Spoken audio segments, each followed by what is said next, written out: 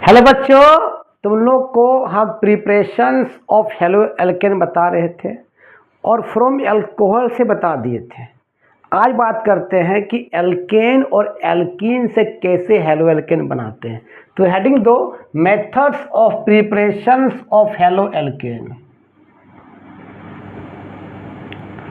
Methods of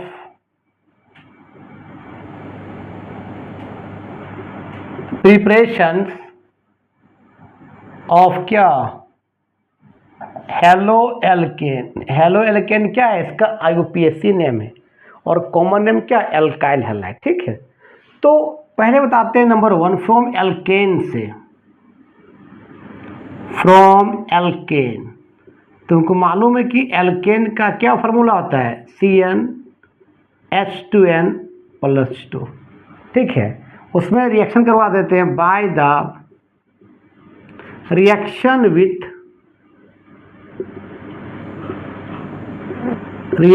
with halogen. जब halogen अकेला रहेगा तो मोलिक्यूल्स के फॉर्म में रहता है।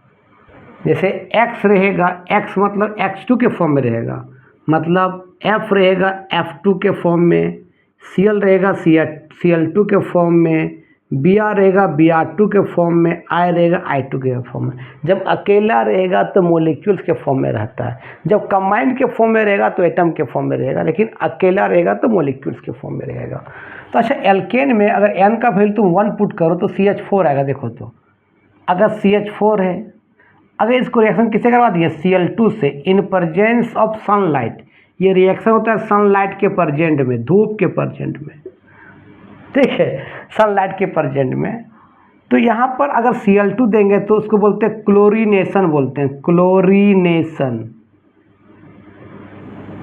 Cl2 Br2 का सेम रिएक्शन होता है। तो यहाँ पर होगा, सुनना, एक Cl हाइड्रोकार्बन पर जाएगा और हाइड्रोकार्बन से एक H निकलेगा, मतलब एक्सचेंज होगा, एक H निकलेगा एक Cl जाएगा।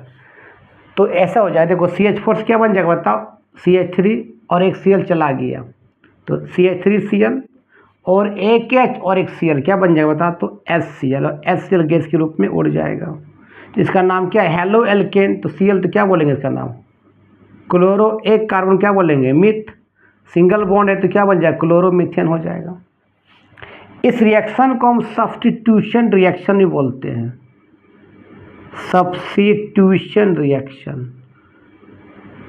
एक H यहाँ से निकल रहा है और एक Cl वहाँ पर घुस रहा है, सब्स्टिट्यूट हो रहा है। ठीक है, अगर मान ले Br2 देंगे तो उसको बोलते हैं ब्रोमिनेशन रिएक्शन। देखो तो अगर मान ले CH4 इन प्रेजेंस ऑफ क्या, Br2, तो यहाँ से एक Br जाएगा एक H निकलेगा, एक्सचेंज होगा।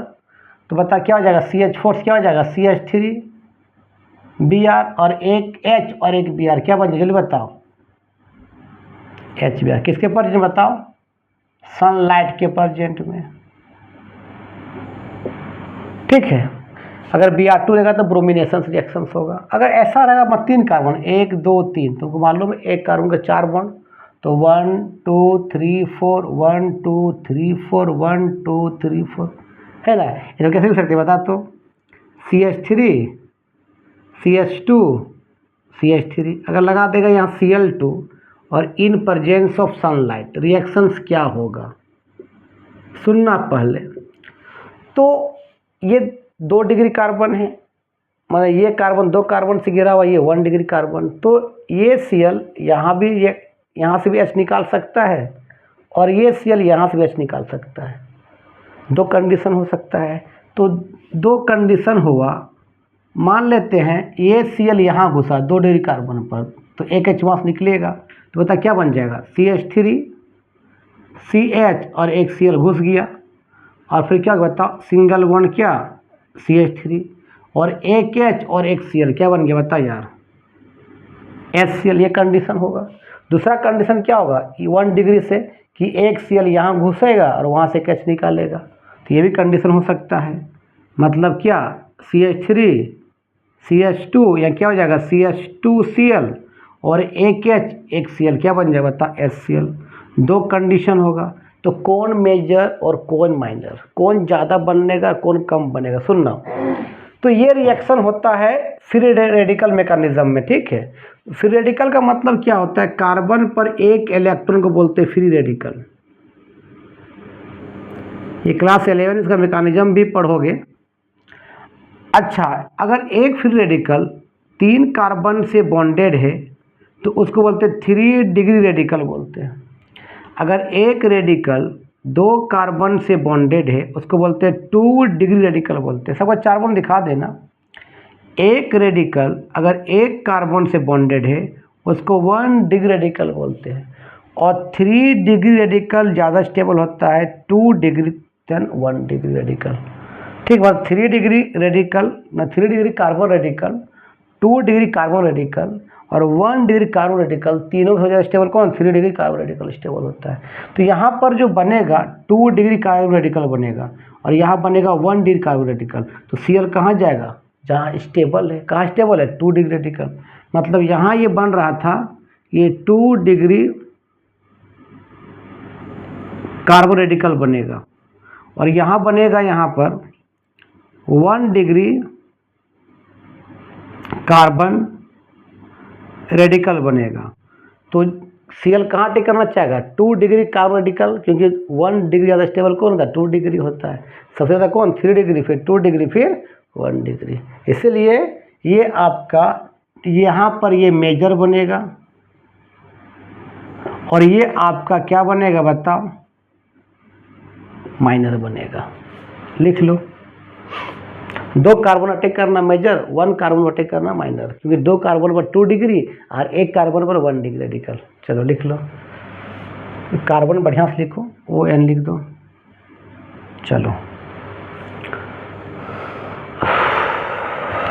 चलो लिख लिया होगा, मिटा दे। चलो अब मान लेते हैं अगर I2 लगा दिए तो क्या होगा, देखो I2 अगर मान ले CH4 है, हमने लगा दिए I2, तो यहीं वही यहाँ पर वही होगा कि एक H जाएगा एक H निकलेगा। तो क्या बन जाएगा तो तुम बोलेगा सर ये बनेगा CH3I, बिल्कुल सही बात, प्लस HI बनता तो है, आइडो मीथेन बनता तो है, लेकिन ये रिएक्शन चला जाता है बैकवर्ड। ऐसा क्यों, ऐसा क्यों, क्योंकि HI is the very strong, HI is the very strong reducing agent, बहुत स्ट्रॉन्ग रिड्यूसिंग एजेंट होता है। तो क्या करेगा, H निकाल देगा यहाँ से, ये H निकलेगा तो ये CH3 और H क्या बन जाएगा, फिर CH4, ये I और I क्या बन जाएगा, I2, रिएक्शन बैकवर्ड चला जाता है। मतलब HI के पास ये H को रख नहीं पाता, तुरंत H को लूज कर देता है। जितना जल्दी H निकलेगा उतना स्ट्रॉन्ग रिड्यूसिंग एजेंट। तो तुमको सबसे ज़्यादा स्ट्रॉन्ग कौन होता है बता, HI सबसे स्ट्रॉन्ग रिड्यूसिंग एजेंट होता है। तब कौन होता है, HBr होता है। तब कौन होता है, HCl होता है। फिर कौन होता है, HF होता है। Is very strong, is very strong reducing agent. क्यों क्योंकि I का बॉन्ड लेंथ ज़्यादा होता है, HI का बॉन्ड लेंथ ज़्यादा, तो H जल्दी निकल जाएगा। मतलब यहाँ पर देखा जाए तो HI का बॉन्ड लेंथ सबसे ज़्यादा, किसका, HBr का, फिर किसका, HCl का, और सबसे कम किसका है बताओ, HF का है। इसलिए जल्दी यहाँ से H निकल जाए, जितना जल्दी H निकलेगा उतना स्ट्रॉन्ग रिड्यूसिंग एजेंट होता है, इसलिए रिएक्शन बैकवर्ड चला जाता है। ये IH को रख नहीं पाता है, बैकवर्ड चला जाता है। तो इसको कंट्रोल करने के लिए तुमको यहाँ लगाना पड़ेगा स्ट्रॉन्ग ऑक्सीडाइजिंग एजेंट। क्या लगाना पड़ेगा रे बाबू, स्ट्रॉन्ग ऑक्सीडाइजिंग एजेंट, ताकि रिएक्शन बैकवर्ड ना जाए। तो स्ट्रॉन्ग ऑक्सीडाइजिंग एजेंट कौन कौन होता है, एक होता है आयोडिक एसिड HiO3, या तो कंसंट्रेटेड क्या लगा दो, नाइट्रिक एसिड। अगर ये लगा देंगे ना तो रिएक्शन बैकवर्ड नहीं जाएगा, क्योंकि स्ट्रॉन्ग ऑक्सीडाइजिंग एजेंट और स्ट्रॉन्ग रिड्यूसिंग एजेंट रिएक्शन करके इस HI को न्यूट्रल कर देगा, ताकि रिएक्शन फॉरवर्ड से बैकवर्ड ना जाए। कैसे वो देखो, पहले देखो कि क्या करेगा ये कि स्ट्रॉन्ग ऑक्सीडाइजिंग एजेंट, इसका नाम है आयोडिक एसिड, आयोडिक एसिड, और इसका नाम है नाइट्रिक एसिड, तुमको मालूम है। चलो तो ये आयोडिक एसिड दोनों को एक लगाना, या तो ये या तो ये आयोडिक एसिड क्या करेगा, ये HI रिएक्शन करवा जाएगा। ये तेरा क्या स्ट्रॉन्ग क्या है, ये स्ट्रॉन्ग क्या बता रहे बाबू, ये स्ट्रॉन्ग क्या बताओ ना यार, ऑक्सीडाइजिंग एजेंट है। और ये तेरा क्या बताओ, स्ट्रॉन्ग क्या है बताओ, बोलो, स्ट्रॉन्ग क्या रिड्यूसिंग एजेंट है। आपस रिएक्शन कर जाएगा और बन जाता है H2O और HI को I2 में कन्वर्ट कर देता है। अब रिएक्शन बैकवर्ड नहीं जाएगा। तो ये सब लगाने के बाद अगर ये सब नहीं लगाएगा तो रिएक्शन बैकवर्ड चला जाएगा। तो इस चीज़ को इस अलग से स्ट्रॉन्ग ऑक्सीडाइजिंग एजेंट लगाओ, तब आपका रिएक्शन बैकवर्ड नहीं जाएगा, तब आइडो एल्केन बनेगा। तो बहुत प्रॉब्लम हो रहा था। तो इस चीज़ को सॉल्व करने के लिए फिंकलस्टीन बोला हम बताते हैं कि आप कैसे आइडो एल्केन बनाइए, उसमें ना रिएक्शन बैकवर्ड जाएगा, ना अलग से उनको स्ट्रॉन्ग ऑक्सीडाइजिंग एजेंट लगाना पड़े। तो बोला बताइए क्या लगाना पड़ेगा। तो बोला रुको हम बताते हैं। यहाँ लिखो पहले यहाँ तक, तब बात करते हैं फिंकलस्टीन रिएक्शन का। नेमिंग रिएक्शन इंपॉर्टेंट है, याद रखना। चलो फिंकलस्टीन ने क्या बता दिया कि आसानी हो गया हम लोग का आइडो एल्केन बनाने के लिए। तो हेडिंग दो फिंकलस्टीन रिएक्शन, फिंकलस्टीन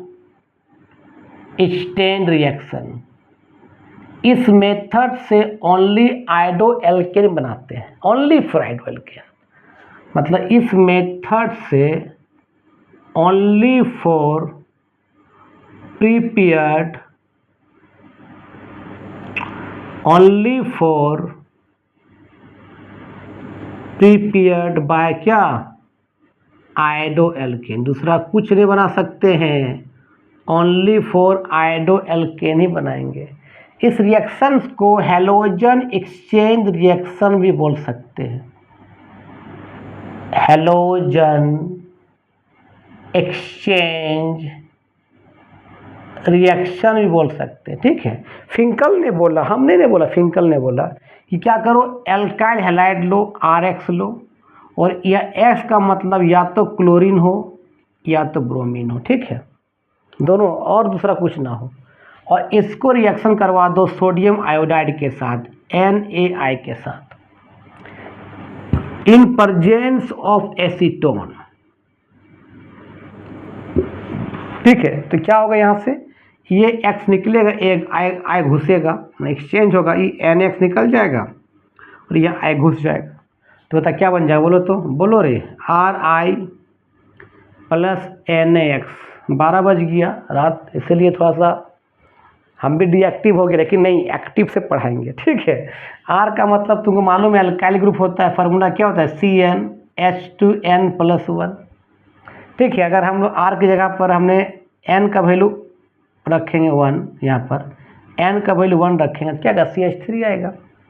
तो क्या होगा, CH3X में हम लोग ले लेंगे Br, मेरा मर्जी, और लगा दिए क्या बताओ, sodium iodide NaI in presence of acetone. तो क्या होगा, यहाँ से NaBr बाहर निकल जाएगा, क्या होगा बता तो, CH3I प्लस क्या होगा बताओ, NaBr होगा। ठीक है, अगर मान ले R की जगह पर 3 कार्बन ले लिए तो क्या होगा, देखो R का मतलब कार्बन चेन समझो ना सिंपली। मान ले 1 कार्बन 2 कार्बन 3, 1 का 4 बॉन्ड, तो 1 बॉन्ड 2 3 4, 1 2 3 4, 1 2 3 4 हम लगा दिया यहाँ पर, मान लगा दिया Cl। इसको किसे करा दो बता, सोडियम आयोडाइड से, इन प्रेजेंस ऑफ क्या बताओ, एसीटोन। तो यहाँ से क्या निकलेगा, NaCl निकलेगा, I घुस जाएगा, और क्या तो बता क्या हो जाएगा, C पर क्या होगा, 3 गो, तो क्या लिखेंगे बता रहे, CH3, फिर सिंगल बॉन्ड, C पर क्या होगा, 2 गो, तो क्या लिखेंगे बताओ, CH2, फिर सिंगल बॉन्ड, क्या CH2I आ गया, CH2I बन तो गया, और ये NaCl बाहर निकल गया। तो भाई आइडो एल्केन बन जा रहा है, और ना रिएक्शन बैकवर्ड भी हो रहा है। बहुत अच्छा बात की फिंकलस्टीन ने। अच्छा सवाल है कि सोडियम आयोडाइड क्यों लिया, NaCl क्यों नहीं लिया, NaBr क्यों नहीं लिया? तो कारण था इसको लेने का सोडियम आयोडाइड कि सोडियम आयोडाइड ही एसीटोन के साथ घुल रहा था, कि सोडियम आयोडाइड ही Na ही एसीटोन के साथ घुल रहा था, सोल्यूबल था। ऐसा क्यों? तो थोड़ा फजांस रूल यहाँ बताएंगे। फजांस रूल क्या कहता है? क्योंकि सोडियम आयन जो होता है वो कोवलेंट नेचर का होता है, ठीक है, और एसीटोन भी होता है आपका कोवलेंट नेचर का। दोनों कोवलेंट नेचर का है तो आपस में घुल गया। लेकिन अगर तुम इसकी जगह पर NaCl लेता या NaBr लेता तो एसीटोन के साथ नहीं घुलेगा, ये इनसोल्यूबल हो जाएगा। ऐसा क्यों? क्योंकि ये NaBr NaCl आयोनिक नेचर होता है, आयोनिक इन नेचर होता है, और एसीटोन क्या होता है? कोवलेंट नेचर, तो घुल नहीं पाता है। ऐसा क्यों? क्योंकि NaCl NaBr Na एक ही ग्रुप का है, ये कोवलेंट क्यों हो गया, दोनों आयोनिक क्यों हो गया? तो थोड़ा सा फजांस रूल तुम पढ़ाओ केमिकल बॉन्डिंग क्लास 11 में, बताते हैं क्यों ये आयोनिक हो गया, क्यों ये कोवलेंट हो गया। इस तरह क्या बता, कोवलेंट नेचर का है, कोवलेंट इन नेचर, तो एक आयोनिक रहे एक कोवलेंट रहे तो नहीं घुलेगा, लेकिन दोनों कोवलेंट का आपस में घुल गया। ठीक है, सुनो पहले तो Na क्यों कोवलेंट हो गया, चलो बताते हैं। फिर इसको लिखो ना, चलो देखो, तुम देखो यहाँ पर NaCl NaBr इसमें NaCl में ये Na पर प्लस Cl पर माइनस, NaBr में Na पर प्लस Br पर माइनस, Na में Na पर प्लस I पर माइनस। और तुम ऊपर से नीचे आओगे तो आयन का साइज बढ़ रहा है, माने Cl माइनस का साइज इतना बड़ा, Br माइनस का साइज इतना बड़ा, I माइनस का साइज इतना बड़ा, कोई दिक्कत? और दोनों कैटायन तो सबका सेम है। तो फजांस ने कहा था, फजांस रूल पढ़ा होगा क्लास 11 केमिकल बॉन्डिंग में। फजांस रूल कहता है कि कैटायन अगर छोटा है और एनायन का साइज बड़ा है तो एनायन का इलेक्ट्रॉन कैटायन अपनी तरफ क्या कर लेगा, बता, खींच लेगा, और इतना ज़्यादा खींचेगा उतना कोवलेंट नेचर ज़्यादा होगा। देखो तो यहाँ पर कैटायन सबका तो फिक्स है, एक ही साइज का है, लेकिन यहाँ पर I माइनस का साइज क्या है, बड़ा है, उसका इलेक्ट्रॉन को सोडियम आयन क्या करेगा, ज़्यादा अपनी तरफ खींच लेगा। इसीलिए आपका जो हो गया NaI जो हो गया आपका कोवलेंट नेचर हो गया, कोवलेंट इन नेचर हो गया एज कंपेयर टू NaBr और क्या NaCl। इसीलिए सोडियम आयोडाइड जो है एसीटोन में घुल जाता है। लिख लो, तो इंक भर लेते हैं।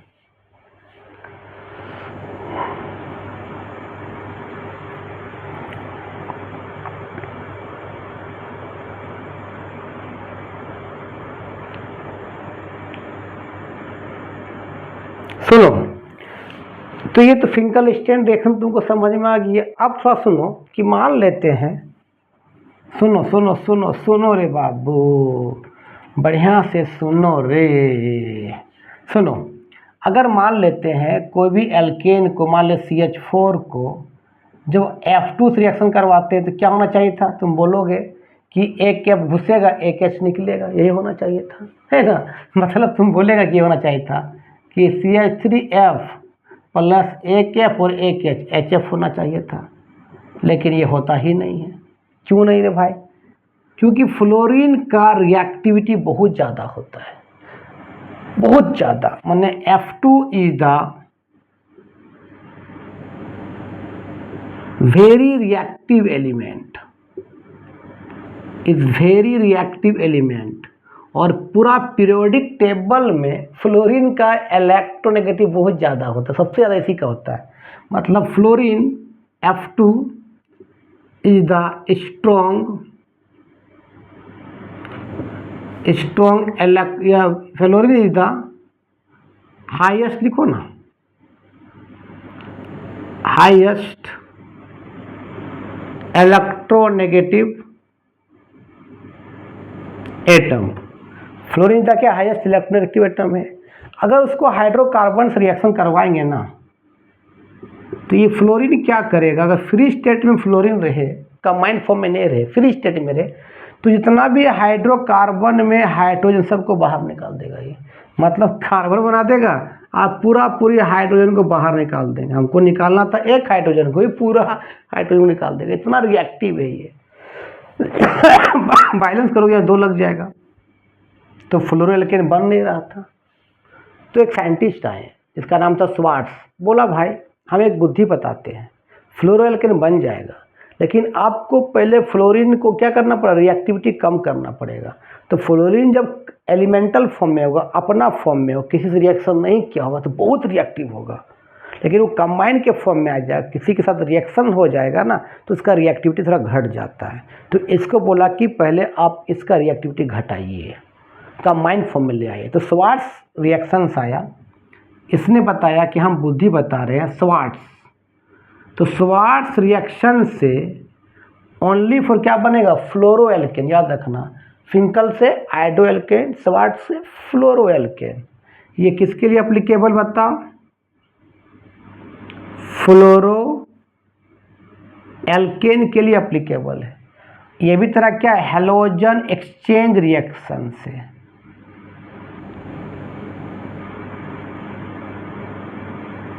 हैलोजन एक्सचेंज रिएक्शन है, ठीक है। इसने बोला स्वार्ट्स ने कि आप फ्लोरीन से रिएक्शन करवा सकते हैं। इसने बोला, हमने ने स्वार्ट्स ने, कि आप लीजिए पहले अल्काइल हैलाइड लीजिए और X की जगह या तो क्लोरीन लीजिए या तो ब्रोमीन लीजिए, और फ्लोरीन को क्या कर, रिएक्टिविटी कम कर दो, मतलब उसको कंबाइन के फॉर्म में ले लो।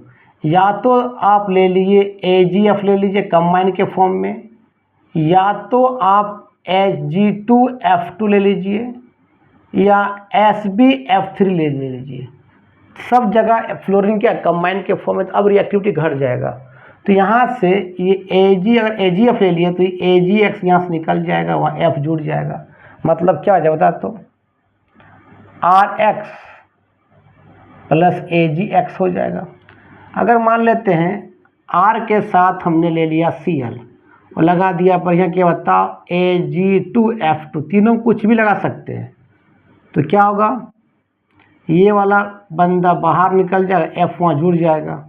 बैलेंस नहीं किए, RF 2 लगा दो ना, बैलेंस हो जाएगा।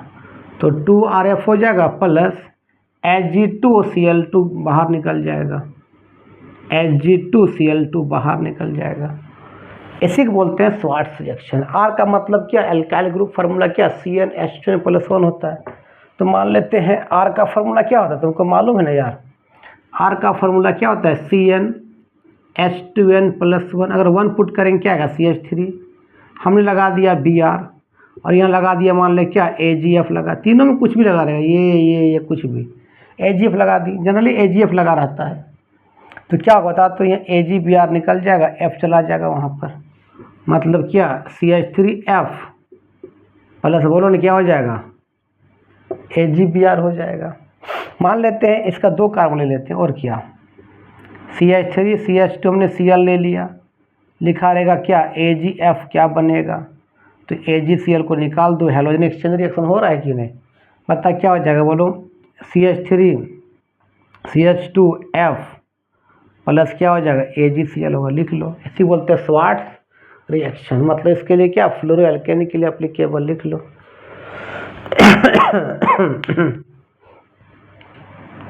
लिख लिया, चलो अब बात करते हैं इसमें और एक रिएक्शन बहुत इंपॉर्टेंट है, हंस डिकर रिएक्शन।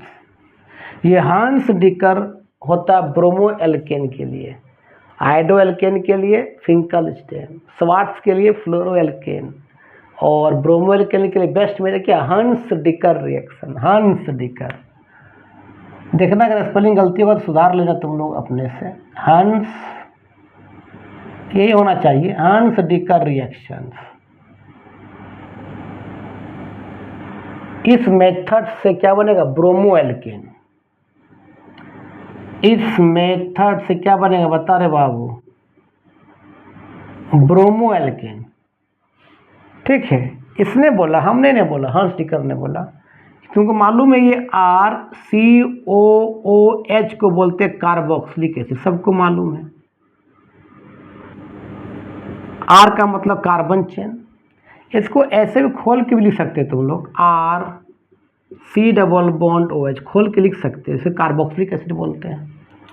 अब सुनो, पहले अभी ये नहीं बता रहे, अभी थोड़ा नोट लिखो। ये RC⋯ क्या है, OH, इसको रिएक्शन किससे करवा दिए, AgOH सिल्वर हाइड्रोक्साइड के साथ। तो ये OH, ये H बाहर निकल जाएगा, Ag यहाँ जुड़ जाएगा, तो बता क्या हो जाएगा, RC⋯ क्या, OAg प्लस ये OH और H क्या बन जाएगा रे बाबू, H2। इसका नाम है silver salt of carboxylic acid, silver salt of carboxylic acid बोलते हैं, या इसको सिल्वर कार्बोक्सिलेट भी बोल सकते हैं शॉर्ट फॉर्म में, सिल्वर कार्बोक्सिलेट शॉर्ट फॉर्म में बोल सकते हैं। ठीक है, यहाँ तो लिखो ना। अब बात करते हैं हंस टिकर रिएक्शंस के बारे में। मिटा है, चलो इसको मिटा दो ऊपर वाला। अब हंस टिकर ने बोला, हमने नहीं बोला, इसने बोला कि लो silver salt of carboxylic acid ले लो, RC⋯,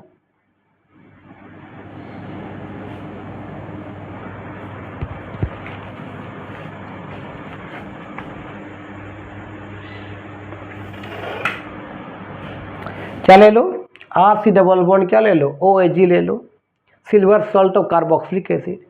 इसका रिएक्शन करवा दो ब्रोमीन वाटर से in presence of carbon tetrachloride के साथ। तो यहाँ से देखना, ये या देखना, ये एक R एक Br निकलेगा, ये R और इसका एक Br, तो क्या बनेगा बता, RBr प्लस ये CO2 पूरा निकल जाता है, COO को क्या बोलते हैं, CO2 गैस बाहर निकल गया, प्लस क्या देखो तो ये एक Ag और एक Br, क्या बन जाएगा बताओ, AgBr। तो आपका बन गया ब्रोमो एल्केन।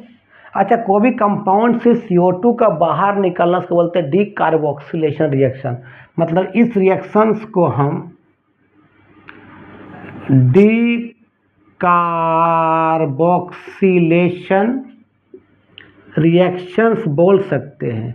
कोई भी कंपाउंड से अगर CO2 रिमूव होता है मेरे भाई, तो उसको डीकार्बोक्सिलेशन बोलते हैं। ठीक है, लिख लो। चलो, अगर मान ले तुमको दे दिया, R का मतलब कार्बन चेन रे बाबू, जैसे मान ले लिख दिया तुमको, देखो CH3 CH2 COOAg प्लस लिख दिया क्या बताओ, Br2 bromine water in presence of carbon tetrachloride, क्या बनेगा, तो तुम क्या करो, RBr पूरा कार्बन क्या होता है R, यहाँ से इस CO2 को छोड़ के, इसको बाकी छोड़ के, इसको ये R, CH3 CH2 R हुआ, ये पूरा R हुआ, तो क्या निकाला, RBr अलग हो जाता है। तो RBr, R कौन है बताओ, यहाँ पर CH3 CH2, तो CH3 CH2 Br अलग हो गया, प्लस ये CO2 फुर्र के उड़ जाता है, CO2 गैस को उड़ा दो। अब बचा कौन, एक Ag और एक Br, क्या हो जाएगा बताओ, AgBr हो जाएगा। ठीक है, तो इस तरह से तुम रिएक्शन कर लेना। ठीक है, और एक कर लो ना, मान लेते हैं 4 कम लगा दो, CH3 CH2 CH2 COO Ag plus क्या लिखा रहेगा, Br2 water bromine water in presence of carbon tetrachloride CCl4, क्या बनेगा देखो तो, बना देखा तुम लोग अपने से, बनाओ। ऊपर बना दे, ऊपर चलो, ऊपर लिख देते इस तरह से। तो ये पूरा पूरी R कौन है, यहाँ तक CO को छोड़ के बाकी R है, तो RBr मतलब क्या लिखा होगा बता तो, CH3 CH2 CH2 R B are हो गया, CO2 को उड़ा दो यहाँ से, CO2 गैस उड़ जाएगा, बाकी क्या बचेगा, AG और एक BR बचेगा। क्या बन जाएगा बताओ, AgBr। तो आज यहीं तक बताते हैं। अब इसमें रह जाएगा फ्रॉम एल्कीन से कैसे बनाएंगे, है ना, by the reactions of halogen acid और by the addition of halogen. ठीक है, उसमें आपका मार्कोनिक्स रूल आ जाएगा, एंटी मार्कोनिक्स रूल आ जाएगा। तो नेक्स्ट वीडियो में कल बता देंगे, तब तक के लिए बाय बाय।